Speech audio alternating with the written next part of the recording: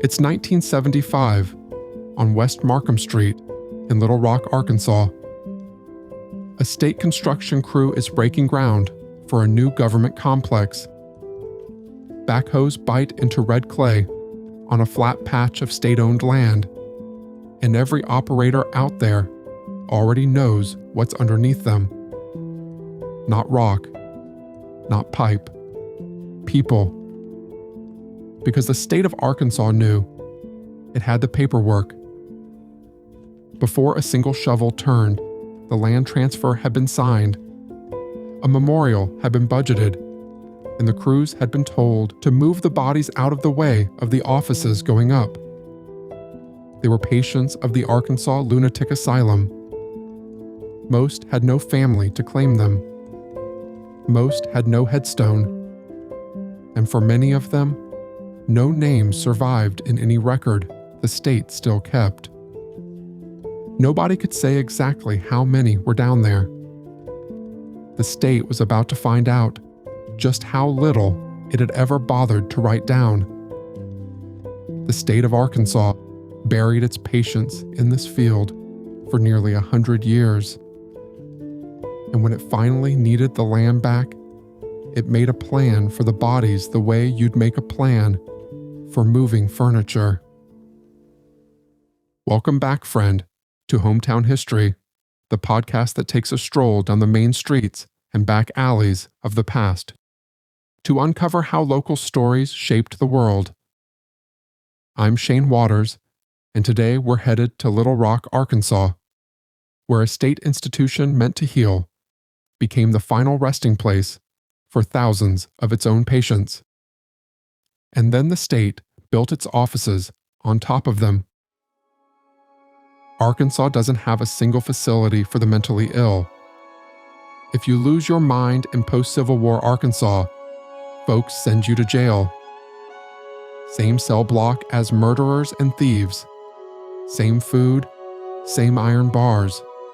Same silence from a state that doesn't have a plan or a budget for you.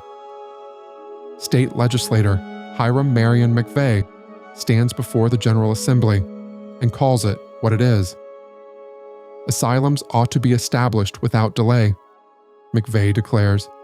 It is a disgrace to the state that her lunatics and insane persons should have to be confined in her jails and penitentiary along with criminals. On January 11th, 1873, McVeigh introduces the bill. On April 19th, 1873, Governor Elisha Baxter signs it into law.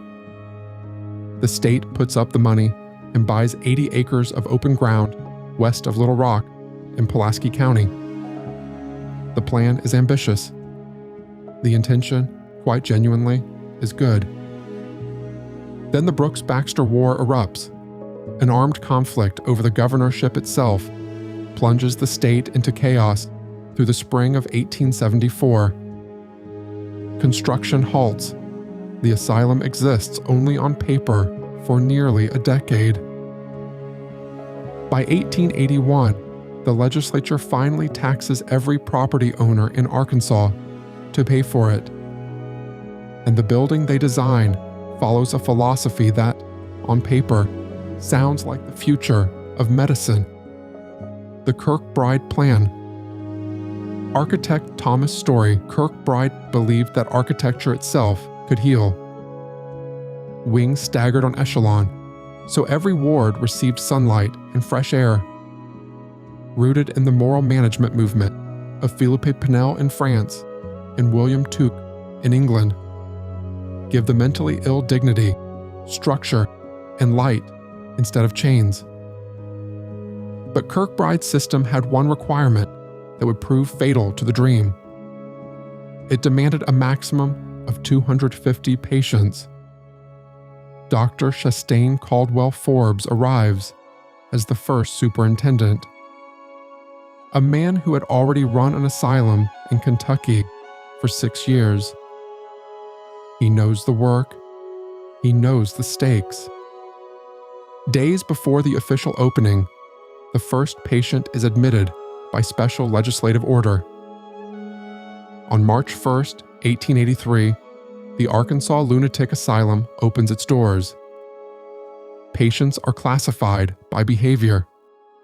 Excitable and loud patients go to the outermost wings. Calmer patients stay closer to administration. Kirkbride's ideal in action. Within months, every ward is full, and the vicious cycle of overcrowding and expansion that would define this place for 80 years had already begun. Forbes doesn't last. He's gone within a few years of opening the doors, and 2 new wings go up the year after he leaves. They fill within months. And then there's Dr. Philo Oliver Hooper. Hooper is one of the most respected physicians in the state, medical director for the Confederacy's Indian Territory during the war, co-founder of what would become the University of Arkansas for Medical Sciences. Folks called him the father of Arkansas medicine. He served on the asylum board for 12 years, then as superintendent from 1896 to 1901. On the evening of October 2nd, 1894, a tornado strikes Little Rock. Folks at the time called it a cyclone. It tears 4 wards off the asylum's south wing in the dark. Inside those wards, the pressure drops, the windows go, the roof above your bed simply leaves, and your ward door is locked. It must have been pure terror. The storm kills 4 people across Little Rock that night. One of them is asylum physician J.T. Ingate. The damage runs past $1 million in 1894 money, which is quite the bill for a state that never wanted to pay for this place to begin with. The asylum rebuilds. It always rebuilds, and it always fills again. By now, the institution is no longer what McVeigh envisioned. It has become a dumping ground. The mentally ill, yes, but also alcoholics, epileptics, the elderly, the poor. Women committed for emotional difficulty, their doctors blamed on menopause. People whose only offense was that nobody wanted to deal with them. In 1905, the state changes the name to the Arkansas State Hospital for Nervous Diseases. The name changes. Nothing else does. The hospital also runs a farm at Bauckham, where physically able patients work unpaid.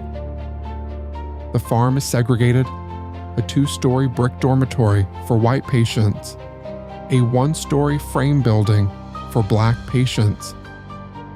The name changes again in 1933. Arkansas State Hospital. The reality doesn't. What the records show is this.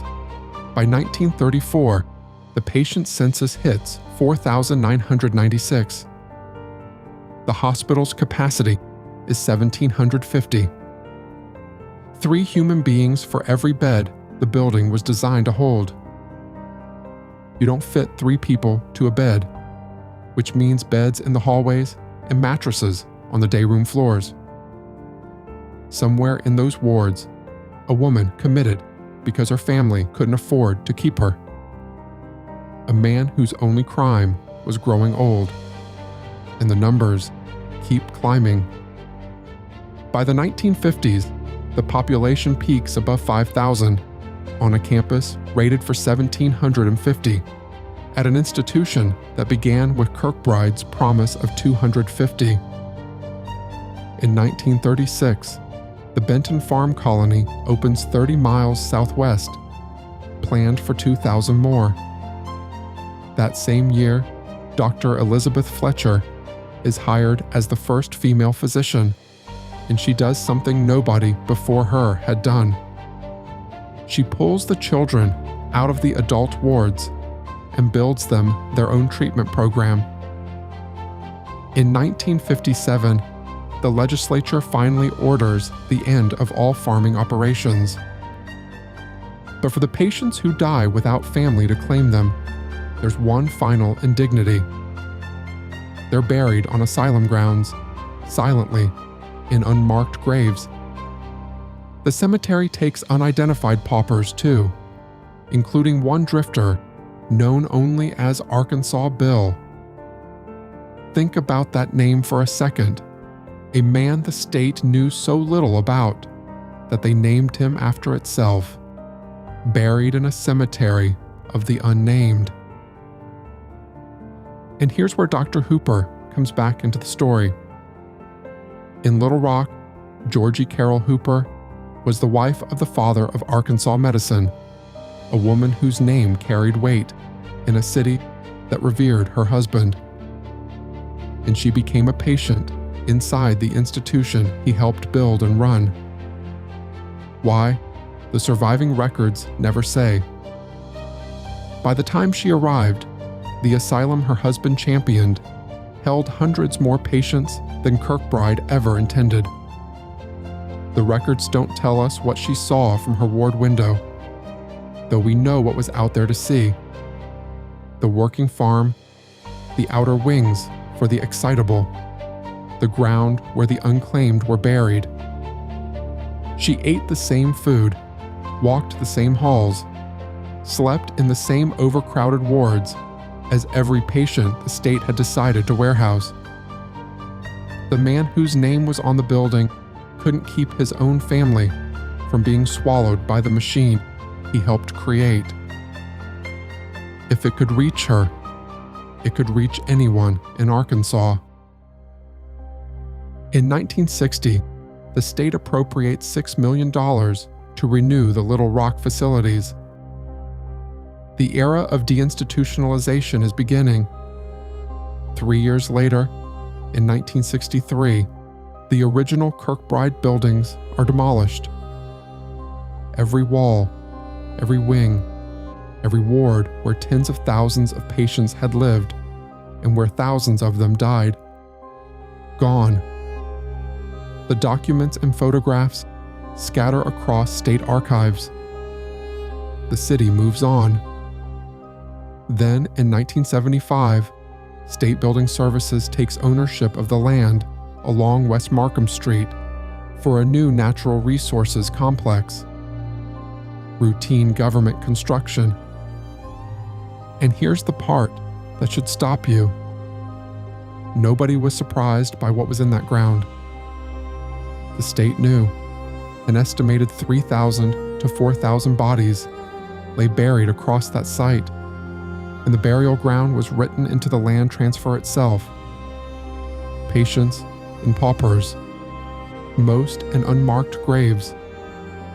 The few tombstones that ever existed have been broken by weather and vandals over the decades. The records were so thin that most names were simply gone. Workers relocate roughly half the remains to the Arkansas Health Center Cemetery in Benton, 30 miles southwest. But as one researcher who studied this cemetery put it, lacking any advocates to champion the cause of these forgotten people, it is likely that a minimal amount of care was given to the process. The dead were moved with the same indifference they'd received in life. Nobody fought for them. I keep coming back to this. An estimated 1,500 to 2,000 bodies never left. They lie today on a 1-acre plot, hemmed in by Interstate 430, Natural Resources Drive, and government parking lots. As part of the land deal, the state commissioned a memorial, $22,000, for as many as 2,000 souls. And the researchers who've studied this think some of the dead were simply missed. Bodies that had decayed nearly to nothing. In graves nobody had mapped. And ground crews were rushing through. The researchers think it's conceivable some of them lie under Interstate 630 today. No formal archaeological excavation was ever conducted beneath that highway before it went in. A neighborhood rises on part of the old grounds, and the stories that come out of it are the kind that get passed between neighbors rather than written down. That some of the homes went up from salvaged asylum brick. That children stood at the fence line and watched decayed remains loaded onto trucks. That in 1984, somebody turned up an old gravestone in a patch of woods beside their street. None of it sits in a state file anywhere. That's rather the point. At the Benton Cemetery, the relocated remains settle into a different kind of neglect. Numbered metal signs mark the rows at first, but over the decades, the signs fall, and almost all of them are simply removed. The gate stays locked. You need a security escort just to visit, which is quite the level of protection for people nobody protected in life. Among the few identified dead, Sergeant William L. Barnes of the United States Army, William Arthur Shoemaker, 1898 to 1977, Ellen Herring Williams, 1886 to 1937, Zach Williams, 1863 to 1946. A handful of names recovered from thousands lost. What passes for a record covers only a fraction of the people in that ground. Georgie Hooper died in March of 1902. Her husband followed her 4 months later. They buried him at Mount Holly Cemetery in Little Rock, beside her, with full honors. The thousands who died inside his institution got no such dignity. In 2008, a new Arkansas State Hospital opens next to the medical campus Hooper helped found. 130 beds, down from a peak above 5,000. Then in 2011, federal inspectors from the Centers for Medicare and Medicaid Services find substantial concerns for the life and safety of the patients, especially children, and threaten to pull funding. 138 years after McVeigh called the state's treatment of the mentally ill a disgrace, a federal agency was saying the same thing. The West Markham site now houses the Plant Board, the Livestock and Poultry Commission, State Police Headquarters, the Crime Lab, and the Game and Fish Commission. Government workers park their cars above the dead every day. Most of them have no idea. Today, that 1-acre memorial plot sits quietly among the government buildings off Natural Resources Drive. A small stone marker standing watch over as many as 2,000 people. 30 miles away, Benton holds the rest behind a locked gate. It's modern now. The new hospital, the new campus, the new buildings where the asylum used to stand. But the history isn't. The Privett family and a handful of volunteer researchers have taken up the slow, patient work of recovering what was lost. They're working from what survived, scattered archives, county records, and the handful of stones still standing, trying to match a name to a grave. Kirkbride's dream failed for a plain reason. Arkansas never funded it, staffed it, or limited it at anything close to the scale the dream required. A dream of 250 patients met a reality of 5,000, and reality won. But the unnamed thousands remain. Georgie Hooper isn't one of them. She lived inside those wards like everybody else, but when she died, her husband's name reached down and pulled her back out. She rests under a stone at Mount Holly, in the family plot, her husband beside her. That's what a name was worth in Little Rock. Everyone else on that ward got the field. That's the story of the Arkansas Lunatic Asylum. Thousands buried in unmarked graves, and a state that paved a parking lot on top of them. Because if a society decides someone isn't worth treating, it will eventually decide they aren't worth remembering. If this story stayed with you the way it stayed with me, share it with someone who parks at a government building every morning and has never once wondered what's underneath. I'm Shane Waters. Every hometown has a story. Tonight, it's the one buried beneath the parking lots of Little Rock. Good night, friend.